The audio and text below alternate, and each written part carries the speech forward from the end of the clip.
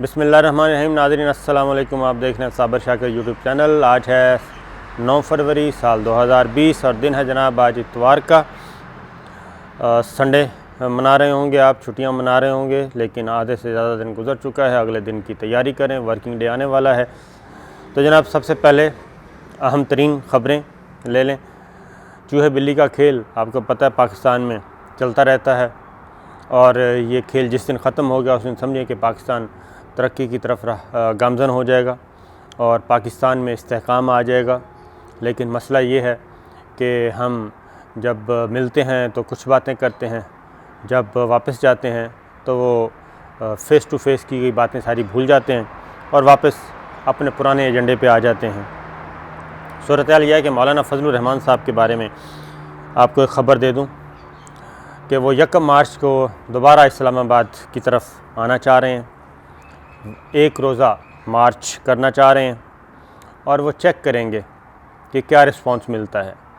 उसकी रीज़न ये है कि मैं अब नया बता देता हूँ, नई हिकमत अमली क्या है और नया अब हुकूमत को गिराने का जो नया स्क्रिप्ट कह लें क्या है, और हुकूमत को कैसे गिराया जाए और हुकूमत के लिए मुश्किलात कैसे पैदा किया जाए, इमरान खान साहब से कैसे छुटकारा हासिल किया जाए।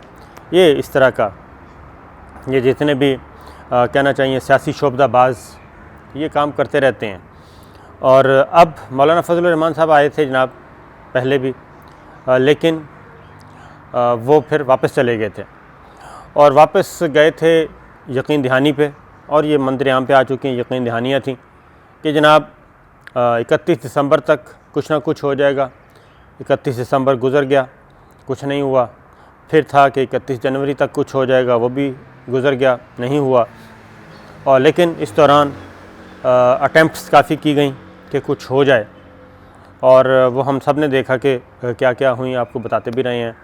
इत्तेहादी जमातें पहले नाराज़ हो गई, पाकिस्तान मुस्लिम लीग काफ चली गई, MQM चली गई, GDA चली गई, अख्तर मेंगल साहब नाराज़ हो गए, 2 राज़ी हो गए, 2 अभी तक नाराज़ हैं और सूरत हाल अभी तक समझ नहीं आ रही क्या किया जाए। लेकिन सिचुएशन ये है कि इस सब के बावजूद फिर PTI में बगावत, PTI में बगावत हो गई, वो 3 वज़ीर फारिग कर दिए। फिर आटे का बहरान, चीनी का बहरान, गंदम का बहरान आ गया, उसकी तहकीकात जारी हैं। एक रिपोर्ट आ चुकी है और दूसरी रिपोर्ट भी कम व बेश तैयार है। और ये बता दें, पहले तो मैं उसका बता दूं कि चलें आगे जाके बताता हूँ उस रिपोर्ट का क्या है और आने वाले दिनों में क्या होने वाला है। बहुत जल्द, बल्कि अगले हफ्ते ही कुछ ना कुछ सतिया पांचा इमरान खान साहब कर देंगे उनके ज़िम्मेदारों का। तो मौलाना फजलुर रहमान साहब का पहले चैप्टर क्लोज़ करते हैं।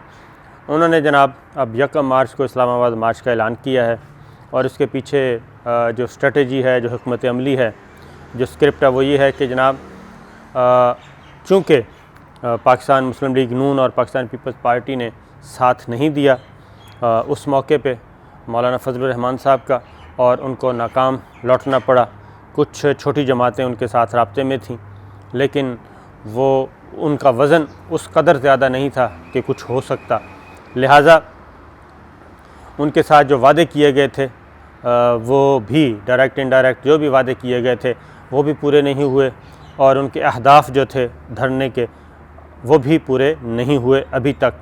लिहाजा उन्होंने एक काम किया है जनाब, नया काम, नई स्ट्रेटजी है, 2002 वाली है। साल 2002 में भी ये हो चुका है तजर्बा। अब हो सकता है कि आने वाले दिनों में ये तजर्बा दोबारा कामयाब करने की कोशिश की जाए। वो तजर्बा ये है कि 2002 में मुत्तहिदा मजलिस अमल, तमाम दीनी जमातें इकट्ठी हो गई थीं और मुत्तहिदा मजलिस अमल के नाम से एक इत्तेहाद बनाया। उसमें जमात इस्लामी थी, JUI थी, JUP थी, JUI के दोनों धड़े मौलाना समीउल हक साहब भी थे, ये भी थे। अहले हदीस के मकतबा फ़िक्र की जमातें भी उनके साथ थीं, फिर अहले तशी भी साथ थे। तो ये सब के सब 5-6 जमातों का इत्तेहाद था, मुत्तहिदा मजलिस अमल। तो उसमें आपको पता है कि KPK में फिर उन्होंने हुकूमत बनाई थी। लीडर ऑफ अपोजिशन मौलाना फजलुर रहमान साहब थे। 2002 से 2008 की बात कर रहा हूँ, जब परवेज़ मुशर्रफ साहब प्रेसिडेंट थे और शौकत अज़ीज़ साहब, शुजात हुसैन साहब और ज़फ़रुल्लाह जमाली साहब वज़ीर आज़म हुआ करते थे इन 5 सालों में। तो उस वक्त ये तजर्बा किया गया था और ये तजर्बा कामयाब रहा था। मुत्तहिदा मजलिस अमल दीनी जमातों का इत्तेहाद जो है वो भरपूर तरीके से कामयाब हुआ था। उसके बाद ज़ाहिर है जमात इस्लामी को हिस्सा नहीं मिला, मौलाना समीउल हक साहब नाराज़ हो गए। तो जो ही इलेक्शन ख़त्म हुए, वो असम्बली ने मुद्दत पूरी की, तो उसके बाद ये इत्तेहाद भी ख़त्म हो गया था MMA का, और जमात इस्लामी मौलाना समीउल हक साहब ये अलहदा हो गए थे। लिहाजा उसके बाद ये हुआ, क्योंकि मौलाना फजलुर रहमान साहब और जमात इस्लामी और मौलाना समीउल हक साहब, इन तीनों का था कि हमें कुछ नहीं मिल रहा, हमें हमारा सियासी हिस्सा उस कदर नहीं मिल रहा जितना कि मिलना चाहिए। खैर वो एक चैप्टर क्लोज़ हो गया जनाब। उसके बाद 2008 में इलेक्शन हुए, फिर 2013 में हुए, फिर 2018 में इलेक्शन हुए। तो मुत्तहिदा मजलिस अमल अपना वजूद आहिस्ता आहिस्ता ख़त्म कर गई। अब फिर नया तजर्बा दोबारा से वही एक्सरसाइज की जा रही है कि मौलाना फजलुर रहमान साहब ने फिर दीनी जमातों का इत्तेहाद बना लिया जनाब, और पाकिस्तान पीपल्स पार्टी, पाकिस्तान मुस्लिम लीग नवाज़ से वो नाराज़ हो गए हैं, मायूस हो गए हैं, और उन्होंने कहा है कि सर्विसेज एक्ट में जो तरमीम की गई उसमें जो लेन देन हुआ और जो यकीन दहानियाँ की गई, जो सियासी फ़ैसले किए मुस्लिम लीग नवाज़ और पीपल्स पार्टी ने, उससे उनके जो धरने के फ़वाइद थे उनको शदीद तरीन झटका पहुँचा, और जिसकी वजह से इमरान खान साहब की हुकूमत नहीं गिर सकी, ये उनका दावा था और उनका शिकवा शिकायत भी थे। अब उन्होंने दोबारा उसी फार्म पे आ गए हैं, दीनी जमातों का इत्तेहाद, लेकिन जमात इस्लामी और मौलाना समीउल हक साहब की जमात JUI सीन जो है वो नहीं थी, अब उनके बेटे हामिदुल हक हैं, उनके पास है। तो ये दो जमातें बाहर हैं, बाकी सब की सब उनके साथ हैं। JUI साथ है, JUP साथ है, और अहले तशी की जमात साथ है, साजिद नकवी साहब हैं। उसके बाद जनाब आपके साजिद मीर साहब हैं, प्रोफेसर अहले हदीसों के मकतबा फ़िक्र से ताल्लुक़। तो ये इत्तेहाद बनाया जा रहा है। अब दोबारा ये एक्सरसाइज की जा रही है। उसका मकसद ये है कि जो राइट विंग के वोट हैं वो इकट्ठे किए जाएँ, पंजाब में भी और KPK में भी, और आइंदा जब भी इलेक्शन होता है वो क़ब्ल वक्त हो या अपनी मुकर्ररा मुद्दत पे हो, तो उससे पहले पहले ये होमवर्क मुकम्मल कर लिया जाए। राइट विंग के वोट जो हैं वो मौलाना फजलुर रहमान साहब हासिल करें, उससे मुस्लिम लीग नवाज़ का वोट बैंक भी कम हो, और JUI का अपना पाकिस्तान तहरीक इंसाफ का वोट बैंक भी कम हो। तो इस तरीके से ये एक कोशिश की जा रही है। सियासी जहन इकट्ठे हुए हैं, और देखना ये है कि आगे जाके क्या बनता है।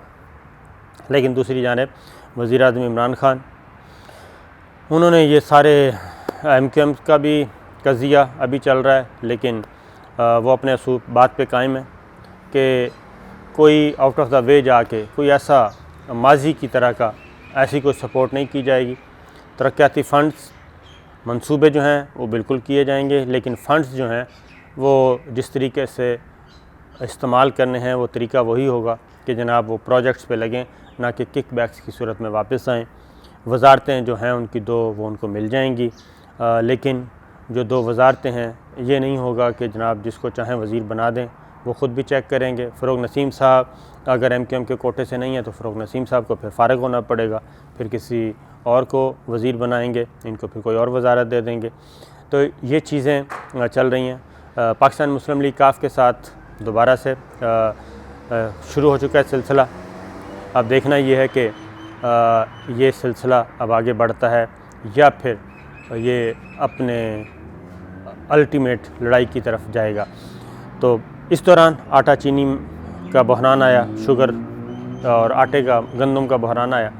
उसमें जनाब वज़ीर-ए-आज़म इमरान खान ने ब्रीफिंग्स ले ली हैं सबसे, और रिपोर्ट्स भी आ चुकी हैं, और उस सिलसिले में वज़ीर-ए-आज़म इमरान खान से मुलाकातें भी हो चुकी हैं, उनकी भी हो चुकी हैं जिन पे इल्ज़ामात थे, और उनकी भी हो चुकी हैं जिन्होंने इल्ज़ाम लगाए।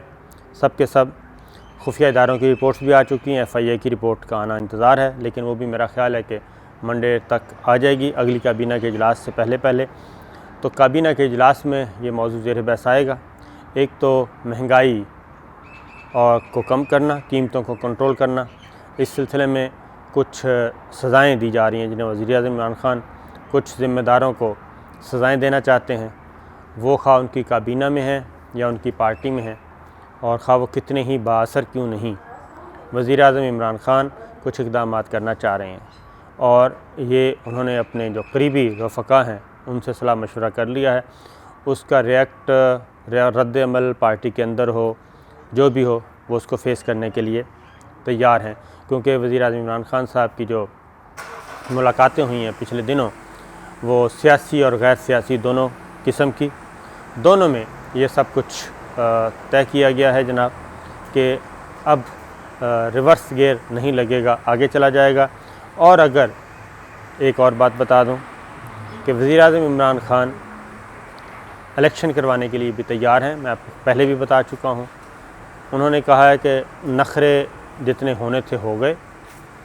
अगर मेरा मैनिफेस्टो, मैं अपने मैनिफेस्टो पे अमल नहीं कर सकता और मुझे इसी तरीके से ये सियासी ब्लैकमेलिंग चलती रही, तो फिर मेरे लिए बहुत बेहतर है कि मैं नया इलेक्शन करवाऊं और लोग अगर मुझे पसंद करेंगे तो बहुत अच्छी बात है। अगर लोग किसी और को पसंद करेंगे, किसी और को वोट देंगे, तो ये उनकी मर्ज़ी है। मैं अपने किसी भी जो आखिरी जितना भी उनका ख़्याल है कि जितना कि मैंने बर्दाश्त करना था कर लिया, इससे ज़्यादा मैं बर्दाश्त नहीं कर सकता और इससे ज़्यादा मैं कंप्रोमाइज़ भी नहीं कर सकता, क्योंकि हर बार ये कह के कंप्रोमाइज़ किया गया कि जनाब सियासी इस्तेहकाम आ जाएगा, इसको छोड़ दें, सियासी इस्तेहकाम आ जाएगा, इसके साथ नरमी कर लें, सियासी इस्तेहकाम आ जाएगा, इसको जाने दें, सियासी इस्तेहकाम आ जाएगा। तो वज़ीर-ए-आज़म इमरान खान ने ये वाज़ेह किया है कि जनाब ये सियासी इस्तेहकाम की गर्दान सुन के हम इस नौबत तक पहुँच चुके हैं। मेरे तमाम अच्छे इक़दामात जो हैं उसको मनफ़ी करके बयान किया जा रहा है। हुकूमत एक फ़ेयर तरीके से गुड गवर्नेंस लाना चाह रही है, शफ़ाफ़ तरीके से आगे बढ़ रही है। कोई मेगा स्कैंडल नहीं आया, लेकिन इसके बावजूद उनको सुख का सांस नहीं लेने दिया जा रहा, लिहाजा वो कुछ भी करने के लिए तैयार हैं।